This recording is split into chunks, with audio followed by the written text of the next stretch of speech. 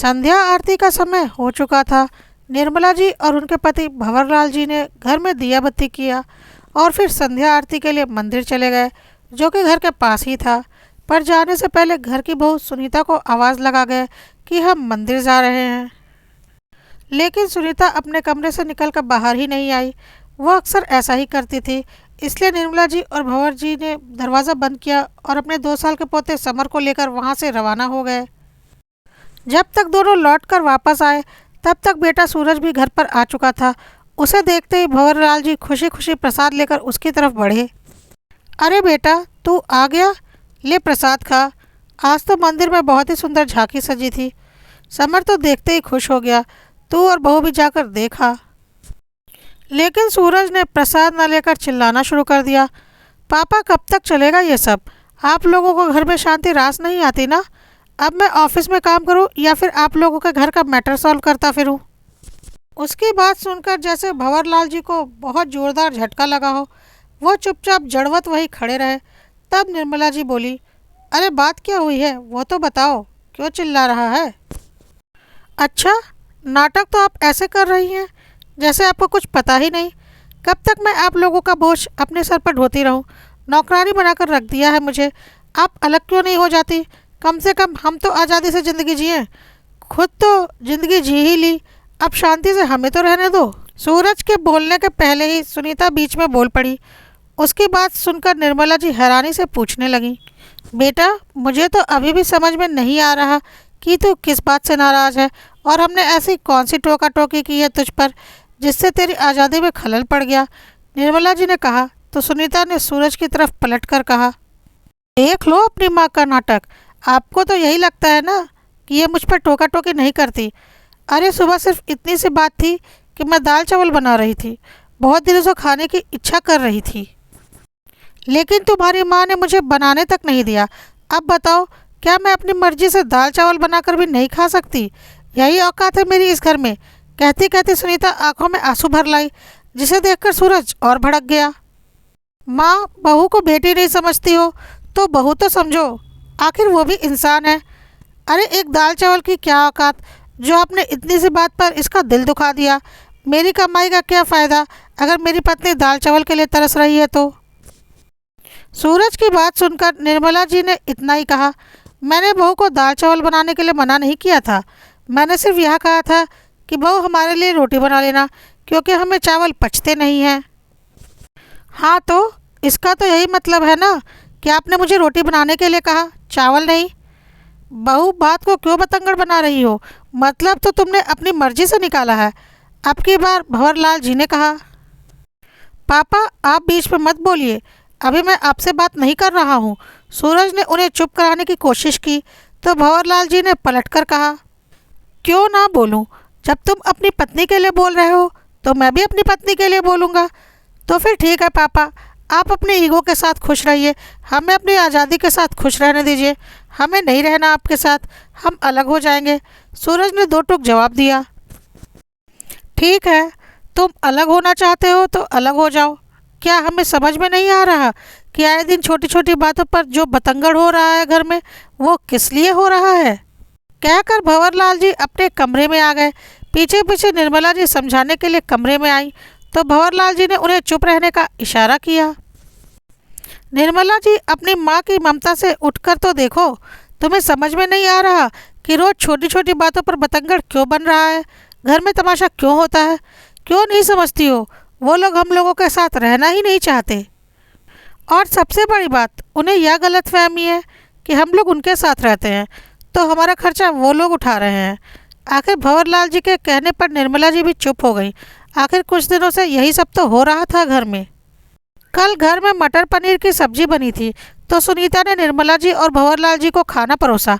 उनकी थाली में सिर्फ मटर थे, पनीर का एक टुकड़ा तक नहीं था।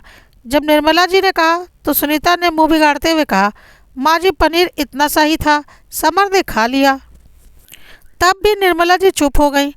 अब क्या इतना भी उन्हें समझ में नहीं आता था कि 1-2 साल का बच्चा जो कि खाना भी खुद से नहीं खाता, अकेले ही भला 250 ग्राम पनीर खा सकता है क्या, वो भी सब्जी में डला हुआ? और भी ऐसी कई सारी छोटी छोटी बातें जो अक्सर घर में होने लगी थी। निर्मला जी और भंवरलाल जी को समझ में आ रहा था कि आखिर दोनों क्या चाहते हैं, पर फिर भी दोनों चुप थे। लेकिन आज तो सूरज ने मुंह पर ही बोल दिया। खैर, दूसरे दिन ही सूरज और सुनीता ने अपना सारा सामान ऊपर वाले माले पर शिफ्ट कर लिया। दोनों के ही माथे पर कोई शिकन तक नहीं थी, बल्कि चेहरे पर एक सुकून था, जैसे उनके मन की मुराद पूरी हो गई हो। उस समय हैरान परेशान बस घर में कोई था तो वो थी निर्मला जी, जो कि उन्हें रोकने की पूरी कोशिश कर रही थी। पर कोई रुकना चाहे तब तो रुके, जिसके मन की मंशा पूरी हो वो भला क्यों रुके। निर्मला जी ने बड़ी उम्मीद से भंवरलाल जी की तरफ देखा कि वो बच्चों को रोक लेंगे, लेकिन वो तटस्थ खड़े थे।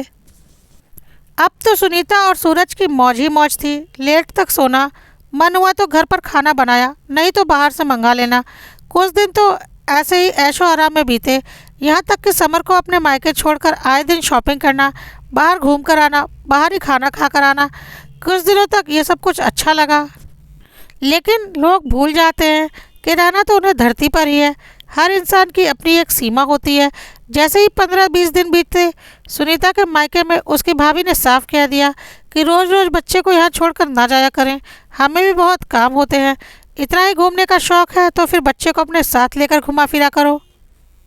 यहाँ तक कि ऑफिस लेट पहुँचने के कारण और आए दिन छुट्टी लेने के कारण सूरज को भी ऑफिस में अच्छी खासी डांट पड़ चुकी थी। अब जाकर आटे दाल का भाव पता चल रहा था। कभी सिलेंडर तो कभी बिजली का बिल, कभी सब्जियां तो कभी घर का राशन, छोटे बच्चे के साथ आए दिन के खर्चे। दिन में ही दोनों को तारे नज़र आने लगे थे। आए दिन दोनों में चिक चिक शुरू हो गई। पहले तो भंवरलाल जी घर का अधिकतर खर्चा उठा लेते थे, तो अपने पास होती सेविंग को देखकर दोनों को लगता था कि हम सब खर्चा उठा सकते हैं। लेकिन अब असलियत पता चल रही थी। अभी दोनों चिक चिक करके मुंह फुलाकर बैठे ही थे कि इतने में निर्मला जी ने दरवाज़ा खटखटाया। सूरज ने जाकर दरवाज़ा खोला तो निर्मला जी को खड़ी देख हैरान हो गया। इससे पहले कि वो कुछ बोलता, निर्मला जी ने बिजली का बिल निकालकर उसे देते हुए कहा, बेटा ये बिजली का बिल आया है, इसे जमा करवा देना। कहकर वो वापस नीचे चली गई। ये क्या, 5,000 रुपये का बिल? 5,000 रुपये का नाम सुनते ही सुनीता भी खड़ी हो गई। अब सूरज और सुनीता भी नीचे आ गए और आते ही सुनीता बोली, ये क्या है पापा जी, आपने ये बिजली का बिल हमारे पास क्यों पहुंचा दिया? हम क्यों आपका बिल भरेंगे?